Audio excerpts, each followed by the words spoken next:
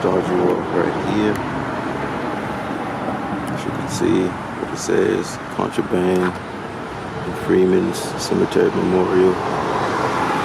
The Contrabands and Freeman Cemetery Memorial is dedicated to honoring more than 1,700 people of African descent buried here during and following the World War.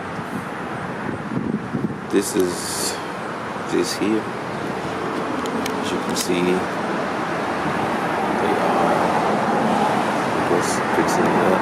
That's what they're actually doing. This is when it was established. Alright, we're gonna walk around. See some graves. See how close they are to each other. This is a grave of an adult. Those are probably children. We don't know. But they're small. They don't say they're unmarked. And you can read that there.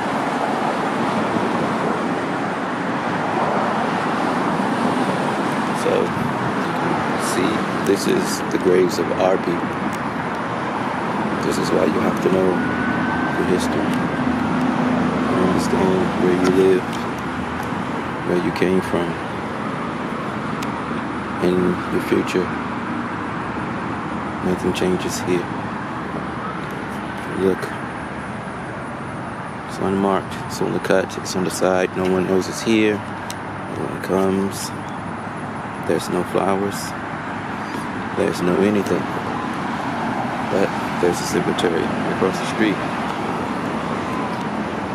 I'll go over there, take some pictures, maybe some videos, I'm not sure.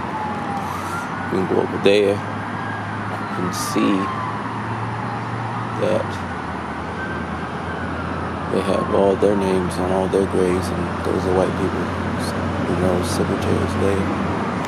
You see the slip statue that was made, black men. I guess they're saying they're being freed or such. Who knows the esoteric reasons behind many of the sculptures that are being done.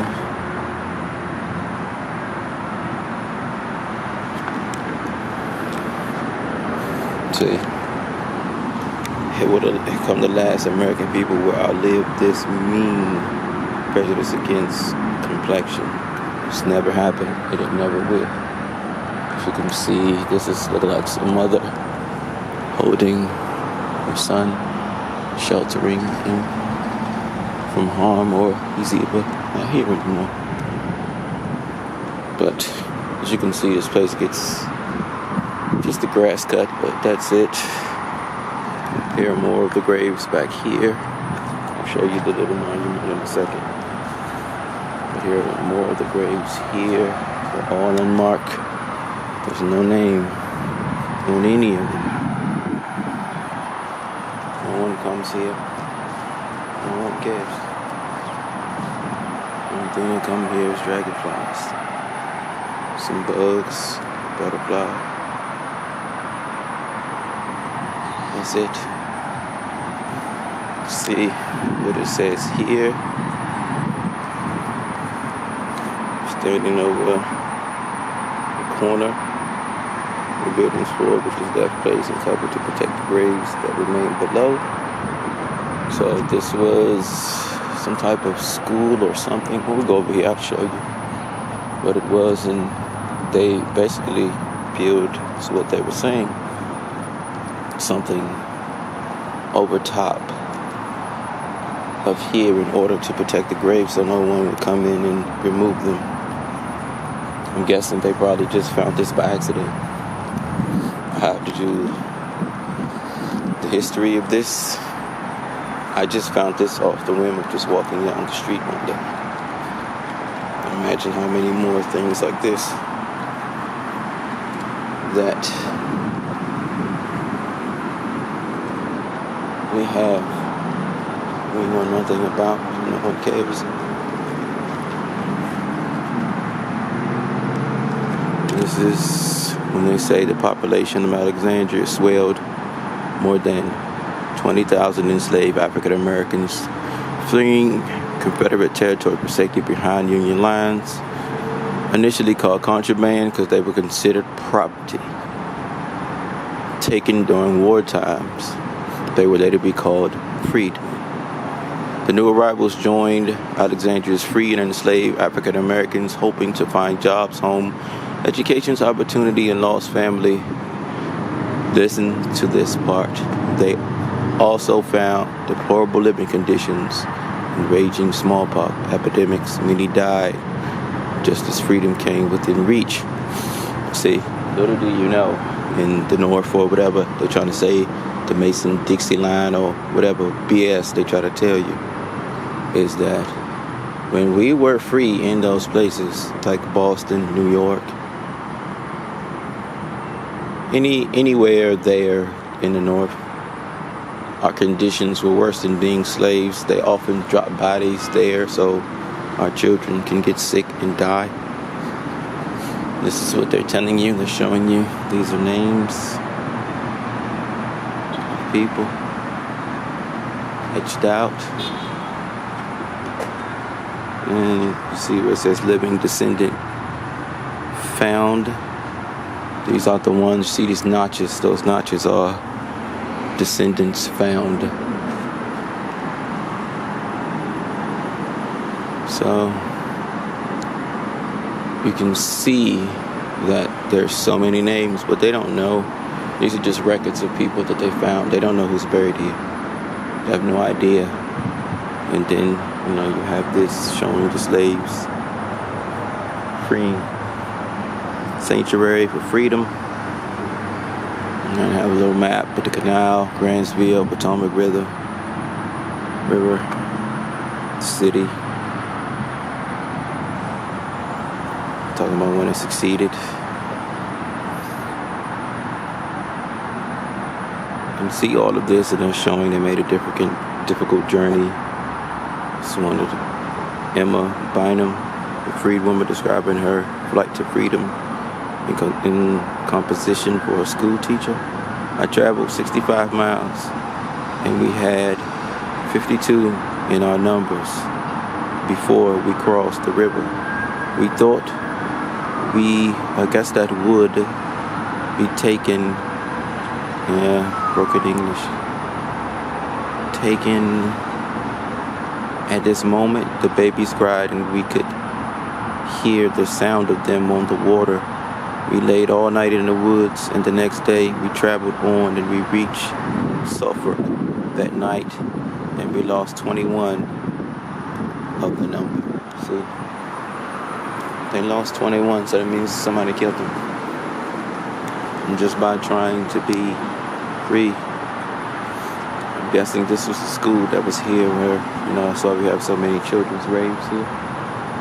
And I'm telling you, the reason we have so many children's graves is not because the conditions were so poor that, people didn't last long. Don't believe that. The reason why they died is because the so-called free places that we were free at, they did some very nefarious atrocities too. See this? You can stand here for days, no one will ever come. There's another side with more names. Finding living descendants. Most of us will never be able to find some of these descendants here that are our family members, especially if you live here, you've been here all your life or the majority of your life. It means that some of these members are your family, and you don't know this. So there would be no notch there for any of this. It would just be empty spaces, and we don't even know what's here. No one knows it's here. We don't talk about it. It's not brought up. It's not mentioned. It's sort of cut to the side. It looks like it's being renovated. As you can see, let me zoom in here. As you can see, it looks like it's being renovated, which it is. So it looks like you don't even supposed to come in here, even though the door's open and the gate's open. But this is history. So we can see this right here where it says that means that they found some of their living descendants as you know, these kids aren't going to have any living descendants as far as, like true next of kin. They're just going to have uncles and brothers and whoever else, sisters decided, that lived and had more children in order for us to keep on prospering, whatever you want to call it, prospering. But, just us living is what I'll call it. You can't be prospering if you have this everywhere, or so much hidden stuff that we don't know about. Or every day we turn around and we keep finding new and new atrocities that was committed on us. So that means that there's no striving or thriving here. But I just wanted to show you this part of history that's very, very lost and gone. No one cares about. This isn't the first time I've been here. Never seen a flower. I guess I'm going to have to be the one to do this myself. Yeah, hopefully I remember the next time I come here that I'm doing flowers. I'm not a rich man with no money. But if I could, I would. I would put a flower on every grave here. Maybe one day I'll actually have the money to do that.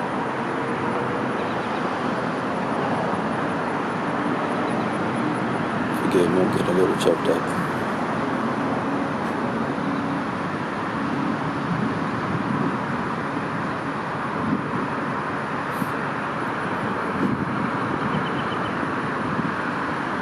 Holding back a few tears at the moment because this is very, very sad. That's why I got quiet. Yeah. Get some money. I'll definitely put some flowers on the monument statue. The graves. No one will care, but it doesn't matter. I'll do it for myself. These are our people, and these are most likely children. Seriously, they're dead. That they are gone, that they're here, that they were mistreated, that they were anything. No one cares. It's rough being us. Every day, all day. It don't stop. So, just thought I'd show you a moment of history. Holding back. Really holding back tears. I don't do anything else before I roll out this movie. I would like to place flowers on these graves of these children. And they don't see me.